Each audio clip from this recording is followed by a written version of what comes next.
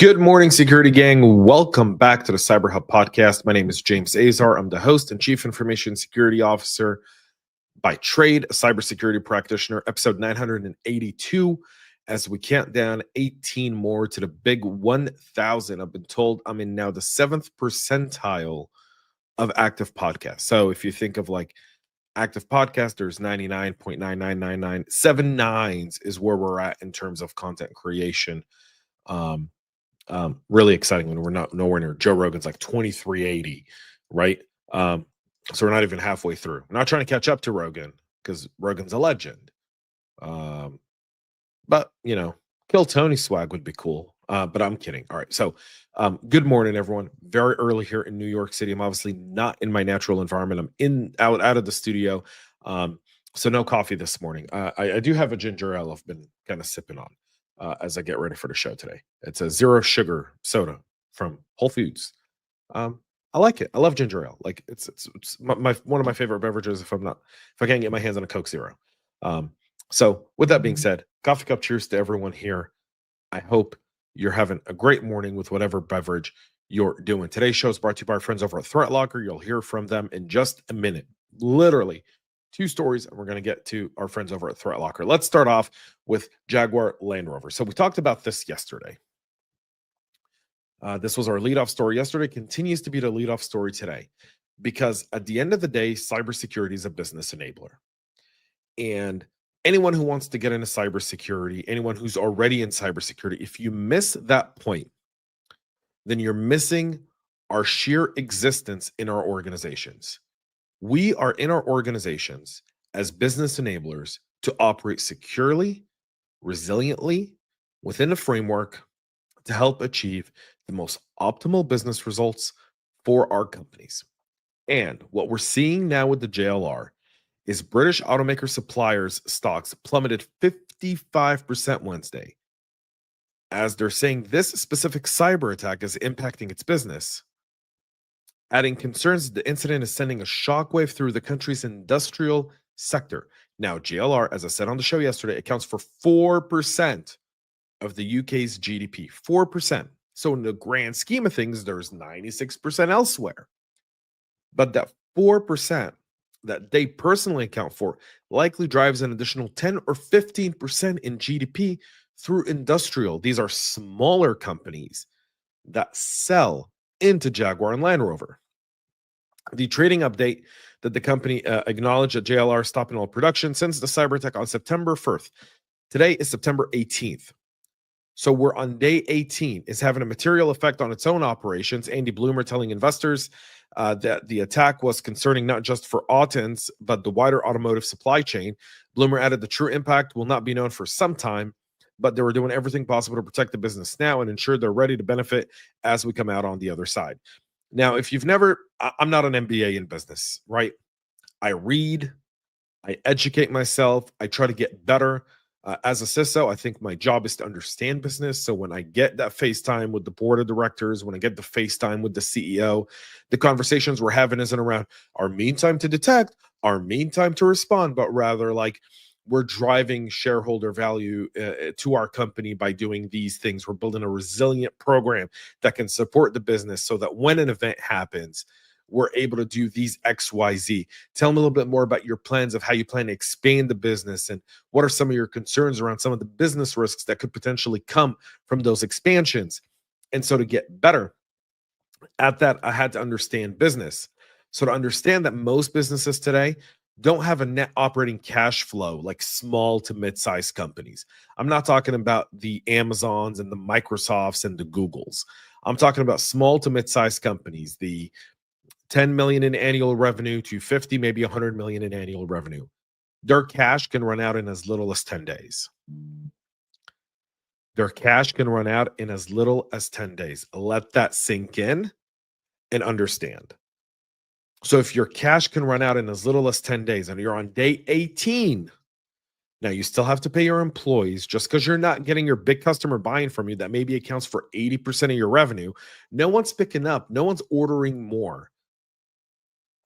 Right? And in the auto industry, when you make a product and you're an industrial manufacturer, you're likely not making a generic product. In some cases you are, but in most cases you're making a unique product for that company. And now that company is not buying that unique product and you can't sell it to anyone else. You just have to sit there and wait. So you're sitting on produced inventory that you're sitting on, that you can't build, that you can't ship, that you can't send. And now they're telling you don't produce anymore because we don't know by what time. And then we've got to take all the orders you've already got. We've got to get our production up and running. That's going to take time. This might be a 90-day scenario. And if you understand that in manufacturing, if you understand that in terms of industry, when we step outside of the realm of SaaS, like the Salesforces and the Googles and the Microsofts, and we go into this area, that damage is significant. We saw that with Clorox and their lawsuit against Cognizant for $380 million. This is the whole purpose I started this podcast. This is the whole purpose. I practice cybersecurity. It's these types of scenarios that, years ago, 3, 4, 5 years ago, when CISOs would sit in a room, when I'd be sitting with my friend Wes Knight or Ken Foster or anyone else, Max Garcia, and I can keep naming names of some great cybersecurity leaders in our industry today, mentors, people I look up to as a practitioner. And we will talk about it. Yeah, but until you see that impact, until you can actually see it impact companies in the bottom line, it doesn't become real. Well, now it's real, folks. It's real with JLR. That's an economic impact on the entire country of the United Kingdom, where President Trump happens to be right now. It's also going to, and we saw Marks and Spencer's earlier this year, and Co-op and the food chain issues. The UK is falling apart at the seams. They've got to get themselves together. We have another UK story coming up in just a minute. But we also see it here in the US. Clorox, $380 million. So in Cognizant for it. The material breach, Colonial Pipeline, all of those. We're seeing it, folks. It's happening. Speaking of which, Bridgestone Americas is saying it's now restored connections to its facilities and its central computer network following a cyber attack that disrupted production operations earlier this month. The company, the subsidiary of Japan's-based Bridgestone, said the attack interrupted production at several North American and Latin American manufacturing and retreading facilities. Bridgestone has begun to ramp up production at its affected facilities and as part of its return to pre-hack output levels, with the safety and security of our systems being their top priority. A spokesperson for Bridgestone America telling Cybersecurity Dive that they'll continue to monitor for any signs of issues related to the limited cybersecurity incident.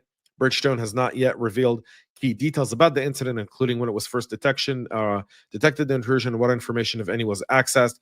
Bridgestone has more than 50 facilities in the region and more than 55,000 employees. So we'll wait to see what happens there. And now, folks, this show would not be possible without support of our sponsors. If you're interested in becoming a sponsor, please reach out to us, but please give your fullest attention and consider engaging with our friends over at ThreatLocker. Do zero-day exploits and supply chain attacks keep you up at night? Worry no more. You can harden your security with our friends at ThreatLocker. Imagine taking a proactive, deny-by-default approach to cybersecurity, blocking every action, process, and user unless specifically authorized by your team. ThreatLocker helps you do this and provides a full audit of every action, allowed or blocked, for risk management and compliance. Onboarding and operation is fully supported by their US-based support team to stop the exploitation of trusted applications within your organization to keep you running efficiently and secure, protected from ransomware. Worldwide companies like JetBlue trust ThreatLocker to secure their data and keep their business operations flying high. To learn more about ThreatLocker, if you're in Vegas for Blackad, go check out their booth, 1933 on the floor, and tell them I sent you. All right, so that was the wrong ending of the ad. I played the wrong ad there. So I do apologize. Go to threatlocker.com/cyberhub. Threatlocker.com/cyberhub. So just so you know, I played the wrong ad. ThreatLocker, I owe you one. All right. ShinyHunters are saying that they stole 1.5 billion Salesforce records from over 760 companies using the compromised Salesloft Drift OAuth token. Now they're saying they're retiring. If you remember, after the United Healthcare breach, the same group said we're retiring, only to try to double extort and all of that. So no one's really believing these guys when they say that. The attack is now being claimed by threat actors, stating that they're part of ShinyHunters, Scattered Spider, or Lapsus extortion groups. They're calling themselves, guess what? Look at this creative name. Look at it. Scattered Lapsus Hunters. uh, so ShinyHunters telling Leaping Computer that the threat actors used the Trufflehawk security tool to scan the source code for secrets, which resulted in finding the OAuth tokens for the Salesloft Drift and the Drift email platform. And that's how they're able to do it. Of the records, approximately 250 million were from the account, 579 million were from contacts, 171 million were from opportunities, 60 million from users, and 459 million records from the case Salesforce tables that's used to store information and text from support tickets submitted by customers for these companies, which for tech companies could include some sensitive data. So we'll see. Again, the list is long. We know the company's impacted by this. We've talked about it here on the show. This is just a reality. If you're a SonicWall customer, they're asking you today to please reset credentials after the firewall configuration backup files were exposed in a security breach that impacted my SonicWall accounts. SonicWall saying after they detected the incident, they cut off the attacker's access to its systems and have been collaborating with cybersecurity and law enforcement agencies to investigate the attack's impact. As part of their commitment to transparency, they're notifying you of an incident that exposed firewall configuration backup files stored in certain My SonicWall accounts. They're saying access to the exposed firewall configuration contained information that could make exploitation of firewall significantly easier for threat actors. So they're asking everyone to, reset their credentials, tokens, everything else. They've published the guidance to help administrator minimize the risk of firewall configuration being exploited to access their network, reconfigure potentially compromised secrets and passwords, and detect possible threat activity within the network. So the complete list of services that need to be reset is listed in their essential credential reset. We'll have these links available at cyberhubpodcast.com after the fact. The notorious Chinese hacking group that's been targeting entities involved in the U.S.-China relations, economic policy, and international trade in this fresh phishing campaign is coming forward. This is APT41, also known as Wicked Panda. And so they've been attempted to establish a Visual Studio VS Code remote tunnel for persistent remote access to compromised environment instead of relying on conventional malware that's detectable. And again, you notice Visual Studio remote tunnel for persistence. You do that effectively with Cursor or Windsurf. In early of July, the threat actor sent email messages spoofing the U.S.-China Business Council, allegedly inviting the recipients to a closed-door briefing regarding the United States affairs with China and Taiwan. The subsequent emails impersonated John Moliner. We talked about this on the show about a week ago, the chair of the Select Committee on Strategic Competition between the United States and the Chinese Communist Party, requesting feedback on draft legislation regarding sanctions against China. The phishing messages contain links to password-protected archives hosted on known cloud services containing LNK file in a hidden subfolder. Launching the LNK file executed a batch script stored in the hidden folder and a decoy PDF file hosted on OneDrive. The script also collected system information and contents of various users' directory and sent it to the attackers. So we see that there. North Korean operations are using ChatGPT to forge military IDs as part of their cyber attack. This is the infamous Kimsuky group, APT43, out in Pyongyang. They've obviously been sanctioned, but now, according to South Korean cybersecurity company J9, the attackers used ChatGPT to create sample images of South Korean government and military employee ID cards. Those images were embedded in phishing emails crafted to appear as if they came from a legitimate South Korean defense agency handling identification services for military officials. The emails delivered a fake ID alongside malware that enabled data theft and remote access to victim systems. And again, AI coming in for to save. Going back to the UK, where Oliver Steadman, a former Labour councillor, has been charged with blackmail following an investigation into WhatsApp messages sent as part of a reported honey trap exercise targeting politicians, officials, and journalists working in Westminster. For those who don't know England, London is very, very small. The city of Westminster is the much larger area of London. Everyone still calls it London, but really, if you're British, you still call it Westminster. And that's where most of the offices are, except the Parliament. The police announced last year that they were investigating the messages following a political report uncovering how figures in the British political scene were receiving suggestive and tailored messages that developed in a sexually explicit conversation for the apparent sake of acquiring compromising photographs. The Grand Prosecution Service announced on Wednesday that Steadman, who's 28, was being charged with one count of blackmail in relation to an alleged unwarranted demands for the contact telephone numbers of up to 12 individuals. He's also been charged with a communication offense of improper use of public electronic communication network in relation to the same victim. He faces 4 further communication offenses charges. These are being the improper use of a public electronic communication network in relation to 4 other victims. This relates to sending the alleged unsolicited indecent images. Spokesperson for the Leicester police said the force's investigation began before the Political report, but obviously expanded. Steadman was suspended as a member of the Labour Party. That's the current party ruling England after his arrest in June of 2024. He's arrested, and his first hearing will be on November 3rd. So swift justice there. The notorious group Scattered Cyber and ShinyHunters that we just talked about are saying we're retiring. No one believes them. I don't. Several individuals with ties to Scattered Spiders have been arrested, charged, and sentenced over the past year, but some of the recent attacks also appear to have involved ShinyHunters, which is a spinoff, and that's what they do. They retire one name. They say, hey, we're out. We've made our bones. We're just going to go be good citizens now. Let us take our girlfriends to Greece and Spain and enjoy the nice weather and easy life somewhere. But really, they rebrand because not everyone makes money. It's cybercrime is very much a pyramid scheme. The big boss makes all the money, and everyone else is making scraps. And so then those people, when the boss walks away, those guys step up to try and collect their payday, and they give themselves a new name and move on. That's what we're seeing here. So keep that in mind there as well. The judge is rejecting Meta's attempt to overturn the Flow privacy verdict from last month. In refusing to overturn the decision or greenlighting a new trial, U.S. District Judge James Donato shot down Meta's claim that the recordings of women's data obtained from the period tracking app Flow were secondhand and are therefore not covered by the California wiretapping law, which Meta is accused of violating. There wasn't much. I spoke to a lawyer buddy of mine about this, and he told me the following. He goes, look, there was no way this judge was going to overturn the verdict. But you got to go through the legal process. They'll now appeal to a higher jurisdiction.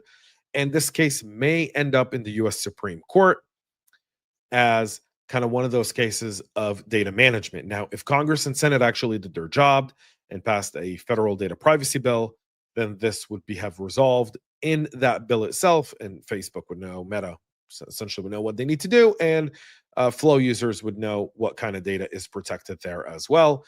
But that's not the case. And either Meta will continue its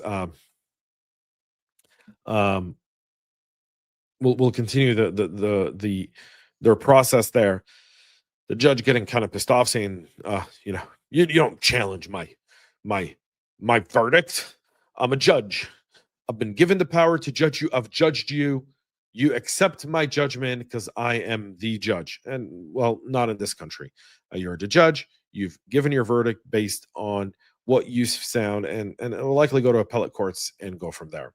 And finally, our good friend of the show, Remedio, formerly known as Gitpull, and Tal Kullander announcing a $65 million round after bootstrapping this company from a startup where I was, I remember Gitpull 4 or 5 years ago.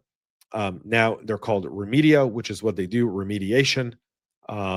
So congratulations to Tal and the team there, founded in 2019, employs 60 people, bootstrapped it all the way to get to where it is today, raising $65 million, led by Bessemer Ventures. So hats off to Tal and the team at Remedio. Great name, by the way. Loved it. So congratulations.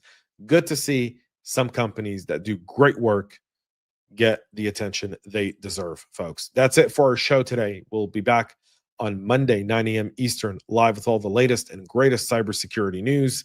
Until then, go check out our website, cyberhubpodcast.com. Tomorrow, we'll have our weekend summary of everything you missed. In case you haven't been there, go check that out. And Saturday, I'll have my article around leadership and so much more on cybersecurity that's exclusively available at cyberhubpodcast.com. Thank you all for tuning in. Have a great rest of your day, great weekend, and most importantly, y'all, stay cyber safe. We love feedback, so make sure to connect with us on social media and subscribe to our podcast on your favorite podcast listening platform.